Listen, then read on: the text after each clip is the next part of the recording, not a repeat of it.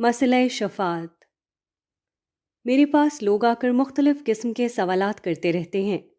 ان میں سے ایک اکثر پوچھا جانے والا سوال شفاعت کے بارے میں ہے۔ اس لیے آج کی اس ملاقات میں اسی مسئلے کے کچھ اہم گوشوں پر تفصیل سے بات کرنا چاہتا ہوں۔ شفاعت ایک انتہائی نازک اور اہم مسئلہ ہے۔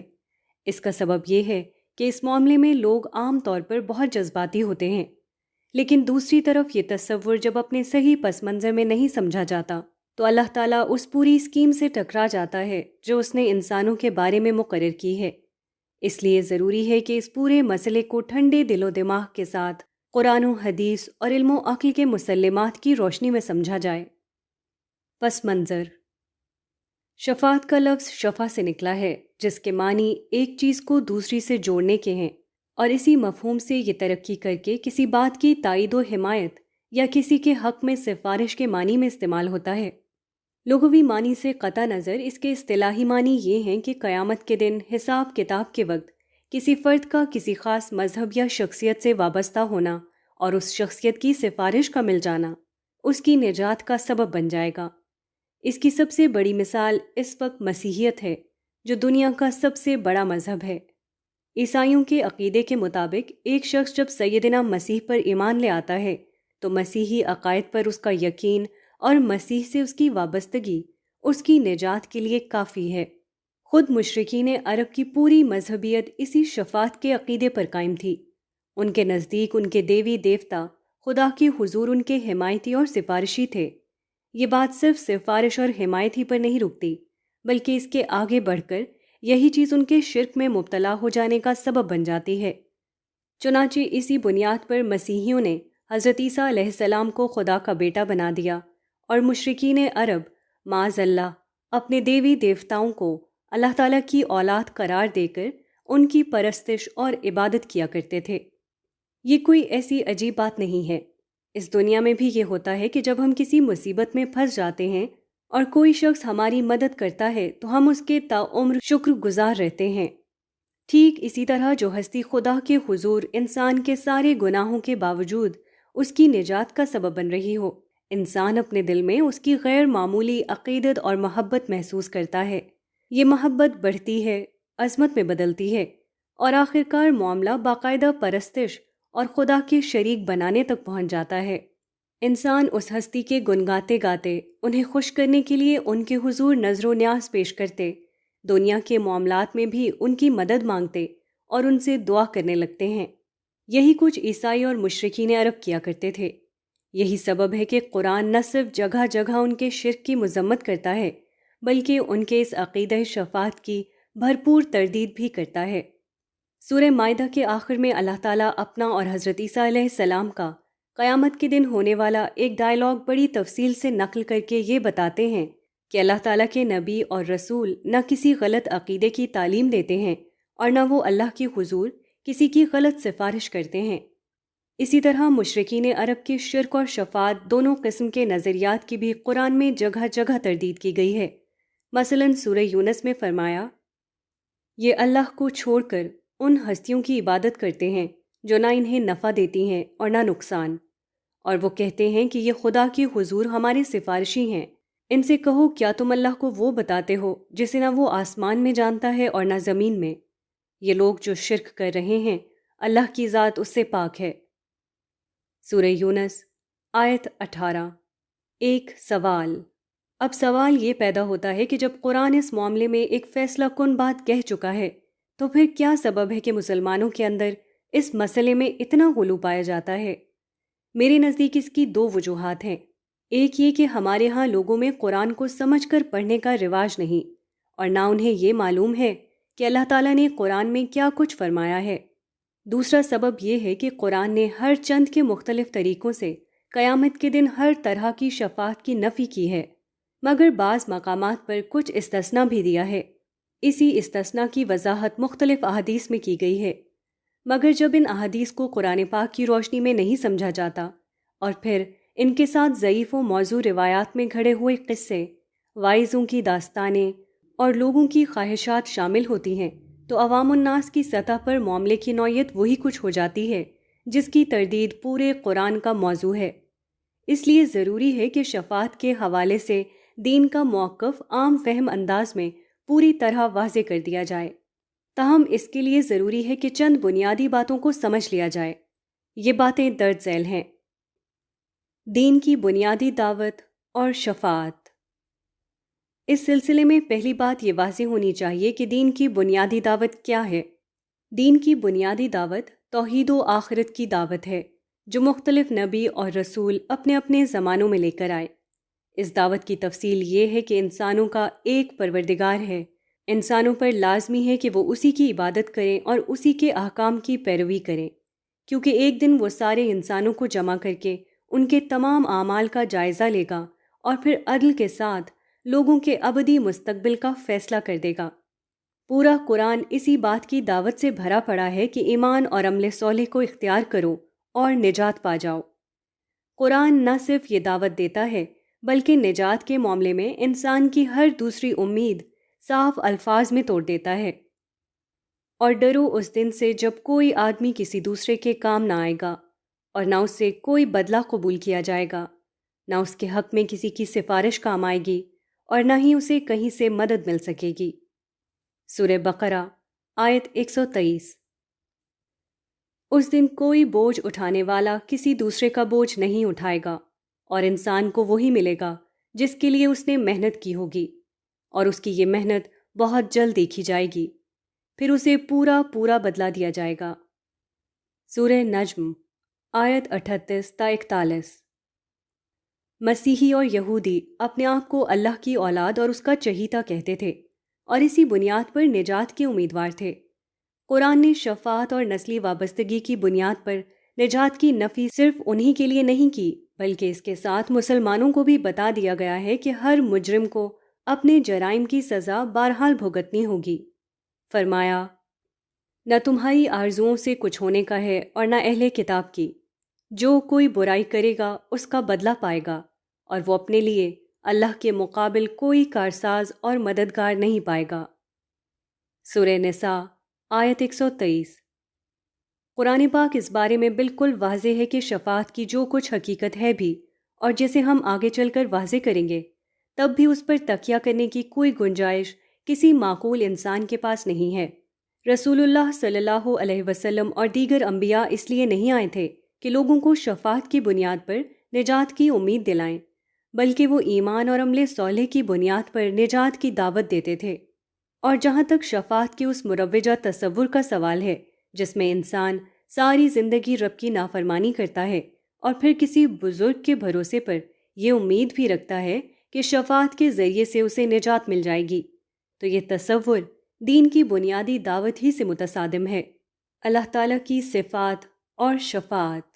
ایک دوسری بات یہ بھی واضح رہنا چاہیے کہ شفاعت کا مروجہ تصور اللہ تعالیٰ کی بہت سی صفات کے ساتھ ٹکرا جاتا ہے۔ اس بات کو سمجھنے کے لیے ہمیں غور کرنا چاہیے کہ ہم اس دنیا میں لوگوں کی سفارش کب اور کن وجوہ کی بنا پر کرتے ہیں۔ اس دنیا میں سفارش کی پہلی بنیادی وجہ یہ ہے کہ کسی معاملے میں ہم کوئی اختیار رکھتے ہیں یا کسی عہدیدار پر ہمارا کوئی اثر و رسوخ یا احسان ہوتا ہے۔ اس کے بعد اس شخص کے پاس کسی کا مسئلہ آ جاتا ہے۔ ایسی صورت میں ہم اپنے اختیار، عہدے، اثر و رسوخ اور تعلقات کو استعمال کر کے اس شخص کا مسئلہ حسب منشا حل کرواتے ہیں۔ سرکاری دفاتر میں بہت سے معاملات اسی اصول پر چلتے ہیں۔ اللہ تعالیٰ کے معاملے میں اس صورت کا کوئی سوال ہی پیدا نہیں ہوتا۔ اللہ تعالیٰ کے مقابلے میں کوئی شخص کسی قسم کا اختیار رکھتا ہے، نہ اس پر کسی کا اثر و رسوخ ہے اور نہ اس پر کسی کا احسان۔ اس کا سبب یہ ہے کہ اس کائنات کی ہر شے خدا کی ملکیت ہے۔ پورا قرآن لہو ما فی السماوات والارض کی یاد دہانی سے بھرا ہوا ہے، یعنی جو کچھ آسمانوں اور زمینوں میں ہے اللہ ہی کی ملکیت ہے۔ ایسے میں یہ کیسے ممکن ہے کہ کوئی شخص اللہ تعالیٰ کے سامنے کھڑے ہو کر اپنی کسی حیثیت یا مقام کی بنیاد پر کسی کی کوئی سفارش کر سکے؟ لہٰذا اس پہلو سے شفاعت کا عقیدہ رکھنا ممکن نہیں۔ سفارش کی ایک دوسری بنیاد یہ ہوتی ہے کہ ایک منصف کے پاس معاملہ آئے، وہ اپنے علم کی بنیاد پر کوئی فیصلہ کرنے جا رہا ہو، اور ہم یہ محسوس کرتے ہوں کہ اس شخص کو بہت سے حقائق اور واقعات کا علم ہی نہیں، تو پھر ہم اس شخص پر صحیح صورتحال واضح کرنے کی کوشش کرتے ہیں اور جب وہ حقیقت جان لیتا ہے تو اسی بنیاد پر فیصلہ کرتا ہے۔ ہمارے ہاں مقدمات میں فیصلے بارہا اسی بنیاد پر ہوتے ہیں۔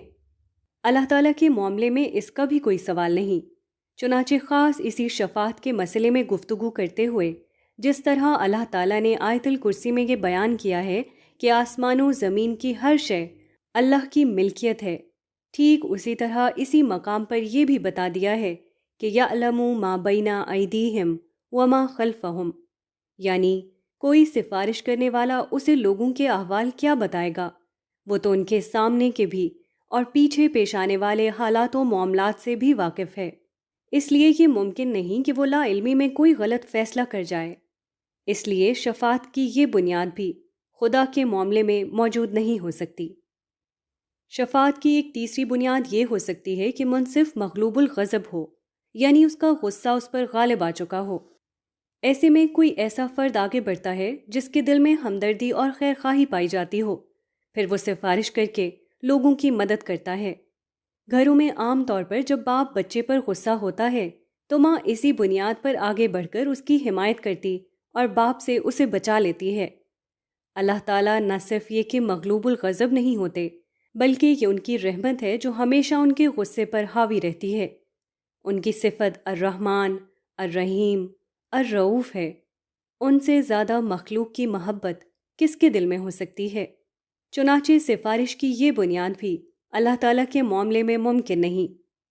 سفارش کی ایک اور قسم وہ ہوتی ہے جس میں ہم جائز ناجائز طور پر کبھی کسی کا مسئلہ حل کرتے ہیں اور کبھی کوئی دوسرا ہر اصول کو بالائے طاق رکھ کر ہمارا مسئلہ حل کرتا ہے۔ اللہ تعالیٰ کے معاملے میں اس بات کا بھی کوئی سوال نہیں، اس لیے کہ ایسا کرنا اللہ تعالیٰ کی صفت عدل کے بالکل خلاف ہوگا۔ ہم اوپر بیان کر چکے ہیں کہ اللہ تعالیٰ نے قیامت کے دن نجات کے لیے ایمان اور عمل صالح کا ایک قطعی ضابطہ مقرر کر دیا ہے، اسے دین کی دعوت کے طور پر پیش کر دیا ہے۔ اس کے بعد یہ ممکن ہی نہیں کہ وہ اس ضابطے کو کسی وجہ سے خود ہی پامال کر دیں۔ عقلی سوالات۔ شفاعت کا نظریہ صرف دین اور پروردگار کی صفات ہی کے خلاف نہیں، بلکہ اس سے بہت سے عقلی سوالات پیدا ہو جاتے ہیں۔ اگر شفاعت کا مطلب یہ ہے کہ حضور پاک صلی اللہ علیہ وسلم ہمیں صرف اس بنیاد پر خدا کے عذاب سے بچا لیں گے کہ ہم ان کے امتی ہیں، تو سوال یہ ہے کہ حضور کا امتی ہونے میں ہماری کیا خوبی ہے؟ ہماری غالب ترین اکثریت صرف اس وجہ سے مسلمان ہے کہ وہ مسلمانوں کے گھروں میں پیدا ہو گئی ہے۔ دین کبھی ہماری معرفت نہیں بنتا، ذاتی دریافت نہیں بنتا، بلکہ تاعمر ہمارا تعصب بنا رہتا ہے۔ ہم اگر کسی یہودی یا ہندو کے ہاں پیدا ہو جاتے تو ساری زندگی ہندو اور یہودی بنے رہتے۔ ہماری خوبی سے زیادہ اہم سوال یہ ہے کہ پھر دیگر مذاہب کے پیروکاروں کا جرم کیا ہے؟ انہوں نے اپنے آپ کو ہندو یا عیسائی پیدا نہیں کیا۔ غور کیجئے کہ یہ خدا کا کون سا عدل ہوگا کہ جب قیامت میں ہم مسلمان تو صرف اس لیے بخشے جا رہے ہوں گے کہ ہم مسلمانوں کے ہاں پیدا ہوئے، اور غیر مسلم اس لیے پکڑے جا رہے ہوں گے کہ انہوں نے غیر مسلم گھرانوں میں جنم لیا۔ کسی غیر مسلم نے اگر خدا سے یہ سوال کر لیا کہ میں اپنی مرضی سے تو کسی غیر مسلم کے ہاں پیدا نہیں ہوا تھا، تو نے پیدا کیا تھا، سوال یہ ہے کہ مجھے کیوں پکڑا جا رہا ہے اور مسلمانوں کو کیوں چھوڑا جا رہا ہے، تو اندازہ کر لیجئے کہ یہ خدا کے عدل پر کتنا شدید حملہ ہوگا۔ یہودی ہمارے جیسے ہی غلط تصورات کا شکار تھے۔ انہیں یقین تھا کہ اللہ تعالیٰ اول تو انہیں عذاب دیں گے نہیں، اور اگر اپنے عدل کی لاج رکھنے اور مخلوق خدا کی آنکھوں میں دھول جھونکنے کے لیے اگر آگ میں ڈالا گیا تو چند دن بعد انہیں باہر نکال لیا جائے گا۔ جواب میں اللہ تعالیٰ نے اپنا دو ٹوک فیصلہ سنا دیا، فرمایا، اور وہ کہتے ہیں کہ ان کو دوزخ کی آگ نہیں چھوئے گی مگر صرف گنتی کے چند دن۔ پوچھو، کیا تم نے اللہ کے پاس اس کے لیے کوئی عہد کرا لیا ہے کہ اللہ اپنے عہد کی خلاف ورزی نہیں کرے گا، یا تم اللہ پر ایک ایسی تہمت باندھ رہے ہو جس کے بارے میں تمہیں کچھ علم نہیں؟ کیوں نہیں؟ جس نے کوئی بدی کمائی اور اس کے گناہ نے اسے اپنے گھیرے میں لے لیا، وہی لوگ دوزخ والے ہیں اور وہ اس میں ہمیشہ رہیں گے۔ سورہ بقرہ آیت 80 تا 81۔ قرآن میں شفاعت کا تصور۔ جب یہ بات واضح ہو گئی کہ مندرجہ بالا بنیادوں پر شفاعت کا مروجہ تصور ناقابل قبول ہے، تو پھر سوال یہ ہے کہ اصل بات کیا ہے جو اس ضمن میں قرآن نے بیان کی ہے؟ ہمارے نزدیک شفاعت کے ضمن میں اصل بات وہی ہے جو ذیل کی آیات سے ظاہر ہے۔ جس دن جبرائیل اور فرشتے صف بستہ کھڑے ہوں گے، کوئی بات نہیں کرے گا مگر جس کو رحمان اجازت دے اور وہ بالکل ٹھیک بات کہے۔ سورہ نبا آیت 38۔ اس دن شفاعت نفع نہ دے گی سوائے خدائے رحمان جس کو اجازت دے اور جس کے لیے کوئی بات کہنے کو پسند کرے۔ سورہ طٰہٰ آیت 109۔ ان آیات سے یہ بات بالکل واضح ہے کہ روز قیامت اللہ کے حضور کسی کے بارے میں کسی قسم کی سفارش کی کوئی گنجائش نہیں، سوائے اس کے کہ رحمان اس بات کی اجازت دے، اور دوسری چیز یہ کہ بات کہنے والا بھی وہ بات کہے جو خلاف عدل نہ ہو۔ تیسرے یہ کہ ہر کسی کے حق میں سفارش نہیں ہو سکتی، بلکہ جس کے حق میں اجازت ہو صرف اسی کے بارے میں بات ہوگی۔ یہاں سوال یہ پیدا ہوتا ہے کہ وہ کیا بنیاد ہے کہ جس پر اللہ تعالیٰ سفارش کی اجازت دیں گے؟ قرآن نے اس بنیاد کو خود ہی واضح کر دیا ہے۔ یہ بنیاد کسی مذہب، نسل یا شخصیت سے وابستگی نہیں، بلکہ صرف اور صرف توحید سے وابستگی ہے۔ اس قانون کو اللہ تعالیٰ نے سورہ نساء میں 2 مقامات پر بالکل کھول کر بیان کر دیا ہے۔ فرمایا، بے شک اللہ تعالیٰ اس چیز کو نہیں بخشے گا کہ اس کا شریک ٹھہرایا جائے، اس کے سوا جو کچھ ہے جس کے لیے چاہے گا بخش دے گا۔ سورہ نساء آیت 48، آیت 116۔ اس قانون میں 3 چیزیں بیان ہوئی ہیں۔ ایک یہ کہ شرک کسی صورت میں نہیں بخشا جائے گا۔ دوسرے یہ کہ شرک سے ہلکے جرائم چاہے ان کی نوعیت کچھ بھی ہو معاف کیے جا سکتے ہیں۔ تیسری بات اللہ تعالیٰ نے خالص انسانی نفسیات کے پس منظر میں کی ہے، وہ یہ کہ یہ معافی ہر شخص کے لیے نہیں ہوگی۔ اس تیسری بات کا مطلب سمجھ لیں۔ انسان کا مسئلہ یہ ہے کہ وہ جیسے ہی رعایت کا سنتا ہے فوراً گناہوں پر جری ہو جاتا ہے۔ یعنی ایک عام شخص اس آیت سے یہ مطلب لے سکتا ہے کہ اگر میں شرک نہیں کرتا تو کوئی حرج نہیں، قتل اور زنا کر سکتا ہوں کیونکہ اس کی معافی ہو جائے گی۔ اللہ تعالیٰ نے تیسری بات سے یہ امید بھی توڑ دی ہے، یعنی کس کو معاف کرنا ہے اس کا فیصلہ اللہ تعالیٰ خود کریں گے۔ ہر شخص معافی کی یہ امید نہ رکھے۔ اوپر سورہ بقرہ میں یہود کے حوالے سے جو کچھ کہا گیا ہم اسے دہرا دیتے ہیں، کیونکہ اسی سے یہ بات واضح ہے کہ یہ معافی کن کے لیے ہے اور کن کے لیے نہیں۔ اور وہ کہتے ہیں کہ ان کو دوزخ کی آگ نہیں چھوئے گی مگر صرف گنتی کے چند دن۔ پوچھو، کیا تم نے اللہ کے پاس اس کے لیے کوئی عہد کرا لیا ہے کہ اللہ اپنے عہد کی خلاف ورزی نہیں کرے گا؟ یا تم اللہ پر ایک ایسی تہمت باندھ رہے ہو جس کے بارے میں تمہیں کچھ علم نہیں؟ کیوں نہیں؟ جس نے کوئی بدی کمائی اور اس کے گناہ نے اسے اپنے گھیرے میں لے لیا، وہی لوگ دوزخ والے ہیں، وہ اس میں ہمیشہ رہیں گے۔ سورہ بقرہ آیت 80 تا 81۔ ان آیات کو سورہ نساء کی آیت کے ساتھ ملا کر جیسے ہی پڑھا جاتا ہے، اصل بات واضح ہو جاتی ہے کہ یہ معافی ان لوگوں کے لیے ہوگی جن کے گناہوں نے ان کا احاطہ نہیں کیا ہوگا، یعنی ان کے نامہ اعمال میں بڑے بڑے جرائم ہوں گے تو صحیح، مگر یہ گناہ ان کے دن رات کا شغل اور زندگی کا معمول نہیں ہوں گے۔ شفاعت کی اصل حقیقت۔ شفاعت کے 2 پہلو ہیں، ایک کسی مجرم کی معافی اور دوسرے شفاعت کرنے والے کی حیثیت۔ معافی کے متعلق تو سارا قانون ہم نے اوپر بیان کر دیا ہے، البتہ یہ مسئلہ ہنوز تشنا ہے کہ اللہ تعالیٰ اگر لوگوں کو اپنے ایک قانون کے تحت معاف کریں گے تو پھر اس میں دوسروں کی سفارش کی کیا اہمیت رہ جاتی ہے؟ یہی وہ بات ہے جو اصل میں سمجھ لینی چاہیے اور جسے نہ سمجھنے کی بنا پر ساری غلط فہمی پیدا ہوتی ہے۔ شفاعت دراصل اللہ تعالیٰ کی 2 صفات کا اظہار ہوتا ہے، ایک اس کا عدل جس کے تحت جب ایک شخص معافی کا مستحق ہو جاتا ہے تو اسے معاف کرنے کا فیصلہ کر لیا جاتا ہے۔ دوسری صفت جس کا شفاعت میں ظہور ہوتا ہے وہ اللہ تعالیٰ کی رحمت ہے۔ یہ رحمت 2 طرف ہوگی، ایک طرف مجرم کے ذرہ برابر ایمان کو بھی قبول کر کے جنت میں داخل کر دیا جائے گا، اور دوسری طرف وہ چاہے گا کہ اس موقع پر عزت کا تاج وہ اپنے کسی نیک بندے کے سر پر رکھے۔ چنانچہ اس مجرم کے حق میں لوگوں کی سفارش قبول کی جائے گی، اور اس میں بھی شرط وہی ہوگی کہ پہلے اللہ تعالیٰ اجازت دیں گے اور پھر کہنے والا کوئی خلاف عدل بات کہنے کے بجائے اس مجرم کی کسی نہ کسی نیکی اور خدا کی رحمت کے حوالے سے معافی کی درخواست کرے گا۔ معافی کا فیصلہ تو اللہ تعالیٰ پہلے ہی کر چکے ہوں گے، اس لیے اس شفاعت کو قبول کر لیا جائے گا۔ یوں اس مجرم کو جنت میں داخل کر دیا جائے گا اور اس سفارش کرنے والے کی ہر جگہ تعریف ہوگی۔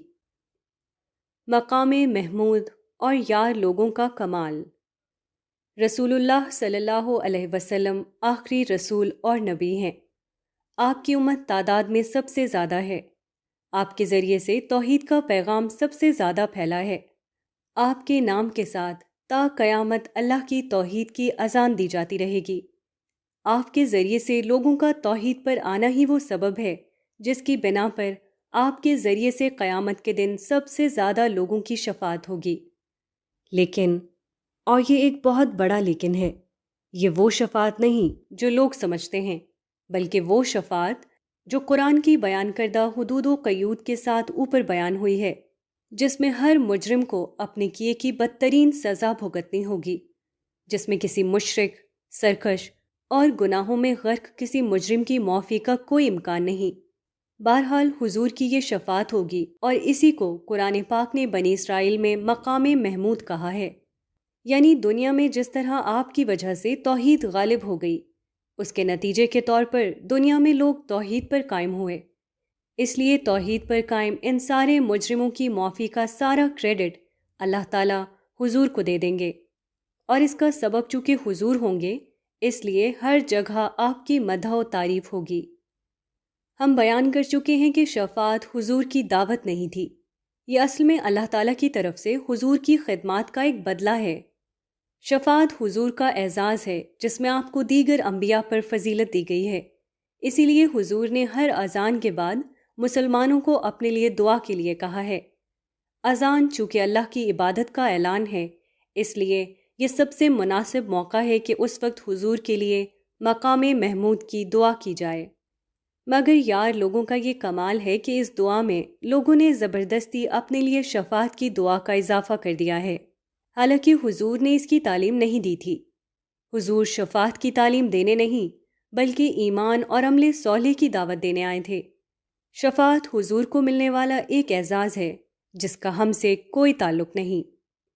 شفاعت کیا بھروسہ کرنے کی چیز ہے؟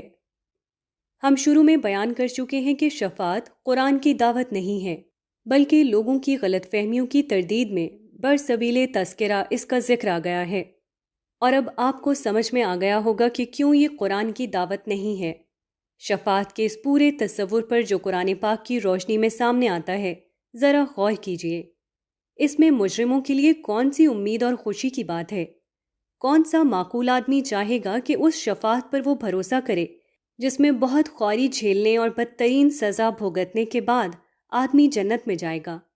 کیا بہتر نہیں کہ انسان ایمان، اخلاق اور عمل صالح کے میدان میں ترقی کی کوشش کرے، اپنے گناہوں پر معافی مانگتا رہے اور خدا سے صراط مستقیم پر چلنے کی درخواست کرے، تاکہ قیامت کے دن انسان پہلے مرحلے پر ہی نجات حاصل کر لے، وگرنہ کوئی اور سزا نہ ملے۔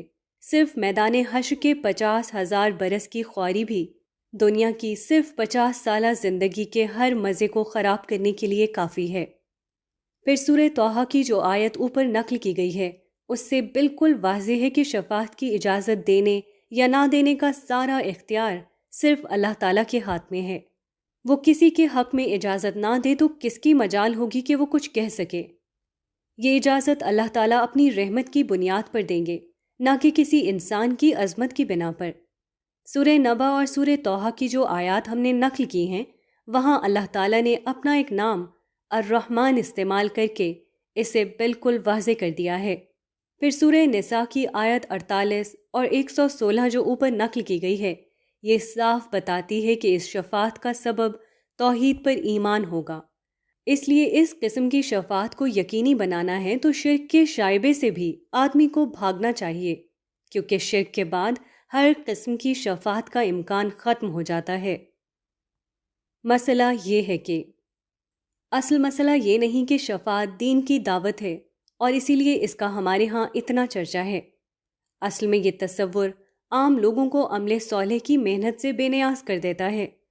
لوگ ساری زندگی اپنی خواہش نفسانی کی پیروی کرتے ہیں اور سمجھتے ہیں کہ کوئی بزرگ قیامت کے دن سینہ تان کر اللہ تعالیٰ کے سامنے کھڑا ہو جائے گا کہ جناب یہ میرا آدمی ہے، آپ اس کو چھوڑ دیں۔ اس چیز کا کوئی امکان نہیں ہوگا۔ یاد رکھنے کی بات یہ ہے کہ دین کی دعوت شفاعت کا تصور نہیں ہے، بلکہ ایمان اور عمل صالح ہے۔ روز قیامت جس شخص کے پاس یہ سرمایہ نہیں، اس کی کوئی مدد نہیں کر سکتا، اسے کوئی نجات نہیں دلا سکتا۔ جہاں رہیے اللہ کے بندوں کے لیے باعث آزار نہیں، باعث رحمت بن کر رہیے۔ اگلی ملاقات تک اللہ نگہبان۔